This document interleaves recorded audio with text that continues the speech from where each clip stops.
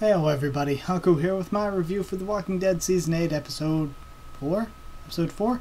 So, yeah, thought it was called Just Some Guy, I think was the title. It was really good because Ezekiel he's one of the coolest looking characters, he has a really dynamic and cool story. He's quickly become a favorite of mine in the TV show. So yeah, one of my favorite characters, and this was to give us his journey, to show his fall from where he was before, to show him mature and to question what he has been doing. So I thought it was really deep and good character work there. I thought it was really well done. Just the content as well was really good of the episode. But either way, I like the beginning sequences where we go from Ezekiel just preparing to head out and all the people who died protecting him. We get to see them with their families and stuff. Then he gives a speech, which is a really great speech, and they all come in together, and that sort of transfers, and I like the way the audio kind of lingers on that while the visuals change to him just in a pile of corpses with mangled body parts everywhere, and just the gore and destruction of it all was great. Now, I'm not one of those guys that's like, oh yes, put gore in everything, but I thought that it was helpful here to show the horrors of war and what kind of terrible stuff that Ezekiel was going through, and I thought it was done super well. And you know, not always seeing a ton of gore, even though I think there should be plenty of it in a zombie show because that's just realistic. But not having a ton of it all the time makes when it's used even more impactful. So just using it at the right moments, like it was done here with people just completely mangled, I thought that it was really well done and added to the emotion of it. Ezekiel has been shot in the leg during all that though, so he has to sort of try to crawl away until he's saved by Alvaro. Alvaro ends up getting killed by Gunther, who is just some random savior dude. And he takes Ezekiel because of course they're not supposed to kill Ezekiel, Rick, or Maggie. So then I actually think Gunther gives a really good little speech when he's walking Ezekiel forward and showing how a character outside of the kingdom who was against the kingdom would be looking at him like, you call yourself a king, you're just this guy walking around acting like this, how did you end up like this, and how are these people just these sheeps that they're dead and they're still, I love that one line where he's like, they're dead and they're still following you. Like, man, I thought that was actually really good, the dialogue written there. But then he's saved by a badass looking Jerry. Like, Jerry looked hella cool in this episode. I didn't think Jerry could look that cool, but damn, Jerry looked badass. I also loved the way that the cutting in half was done. At first, when I first watched the episode, I was like, oh, why didn't they just show it?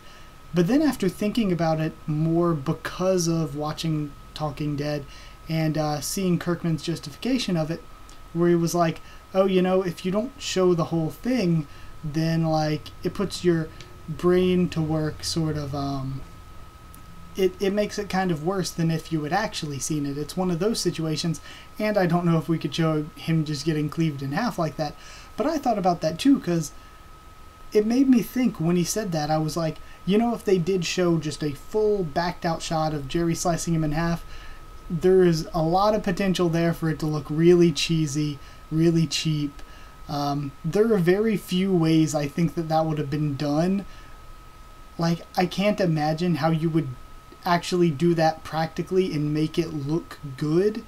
But if you don't actually show it to us, you just show the gore of him falling to the sides. If we go that route with it, then it makes it better because your mind sort of, you're like, oh, well, how would the physics work of him cutting him in half and stuff? But not actually seeing it cheesily done on screen or impractically done, it kind of makes your brain justify it and think of how you would picture it happening, so you completely avoid it potentially looking cheesy or impractical.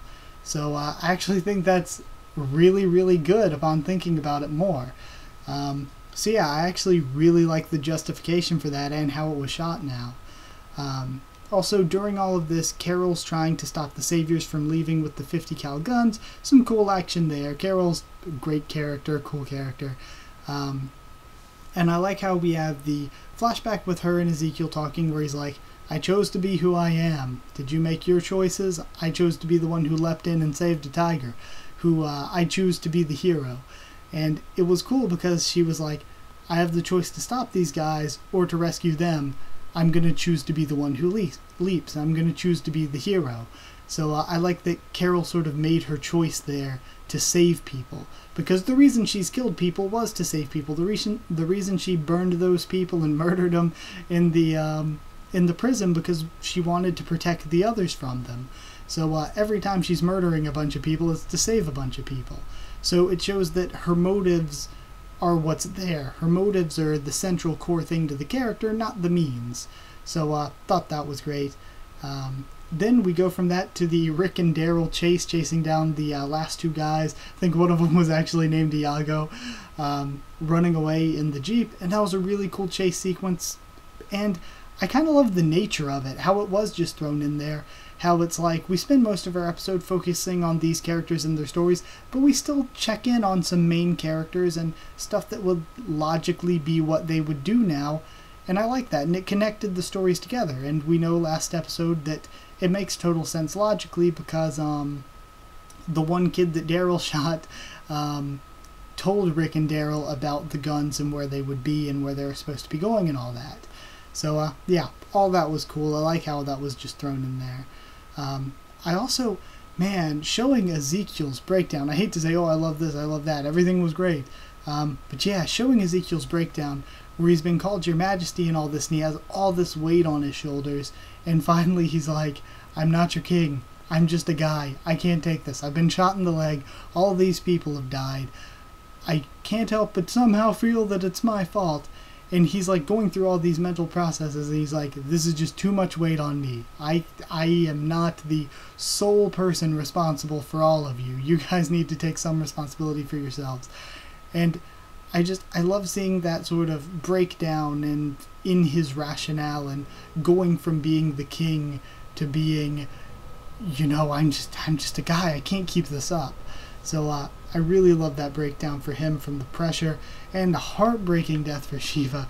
I really didn't want Shiva to die. I mean, I knew it was coming. I've read the comics and all that, but man, didn't want Shiva to die. Not like this. It was really sad. And I also liked how I noticed when I was watching The Talking Dead, they didn't say anything about it, but I noticed it and I was like, oh, that's really, really cool. The chemical pit or whatever was foreshadowed like an episode or two ago. Because remember, an episode or two ago, they are going through the woods and there's one of those melted walkers.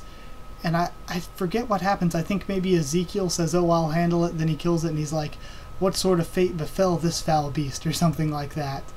Well, and then Carol or Jerry, one of the two, is like, now's not the time. We need to keep moving. So at least that's the way I remember it. It might have been somebody else kills him, and Ezekiel's the one that says we need to keep moving. But I like how that was all set up, that we had the melted walker setting up that, yeah, that chemical pit is there in the woods somewhere. Even if the chemical pit was just there, it's perfectly fine. We wouldn't have any reason to know it's not there. But to have it happen and to have something connecting to it an episode or two ago in the general area, I think that's great. And yeah, I guess, well, that's it really once Ezekiel returns to the kingdom. But yeah, I thought it was a great episode overall. I don't know if I want to say the best this season this early, but I thought it was really great. And one thing that was good about it is that it was exciting and full of content, despite, instead of jumping around, which I love shows or anything that jumps around between different groups of characters all the time, but rather than jumping around, we stuck with, basically, other than the Rick and Daryl thing, we stuck with the same characters and their journey throughout the episode. So sticking with the same small group of characters, it was still full of content. None of it felt like it dragged on. And that was a huge problem last season. So last season, it's not the bottle episodes, for lack of a better word, that's the problem. It's the amount of content and storytelling put into each episode, and there was just a lot of content here. It was great. Yeah, that's it. Last thing I wanted to say is, I've said it throughout the review, is just the character work was so good. That was the big thing here. The character work for Jerry and sort of where he went, saying, you know, you're still my king, and doing all this stuff to save Ezekiel. And you know, when he was trying to break that chain, this is just something that bothered me. When he was trying to break that chain, he put the axe through like all 4 rungs of the chain, and it broke the axe. And I'm thinking, you know, shouldn't you have just put it through 1 rung of the chain? Because you only need to break 1 to have the whole chain fall off. That's kind of how chains work. And also, it'd be a lot easier to break through 1 than to break through 4 with the given force and all that. Like, I know I'm sitting here trying to put physics into a TV show, but yeah, just seriously, that bothered me. I was like, come on, really? Don't do this to me. Don't give me these physics. But yeah, either way, score as a whole, 8 really strong chains out of 10. So yeah, 8 really strong rusted old looking chains too out of 10. Really liked it. It's probably, is that the highest score I've given this season? I don't even remember. But I just thought it was really good. I thoroughly enjoyed it. I've loved the Kingdom characters ever since they've shown up in the show. So yeah, I had a great time watching. Also, yeah, that lock, that still bugs me a little. It's a remarkably strong chain that just withstood all those axe strikes and all that. But either way, I digress. That's it. Like, if you did like the video, comment down there to tell me what you thought of this episode, what you thought of my thoughts on it. Subscribe for more The Walking Dead, both TV show and comics. Subscribe. Wait, I just said that. Follow on Twitter if you want. I'll try to keep you updated there and stuff for the channel. And if you want a link to our Discord server, just ask and I'll give you one. That's it. Thank you once again for watching, and I'll see you all next time.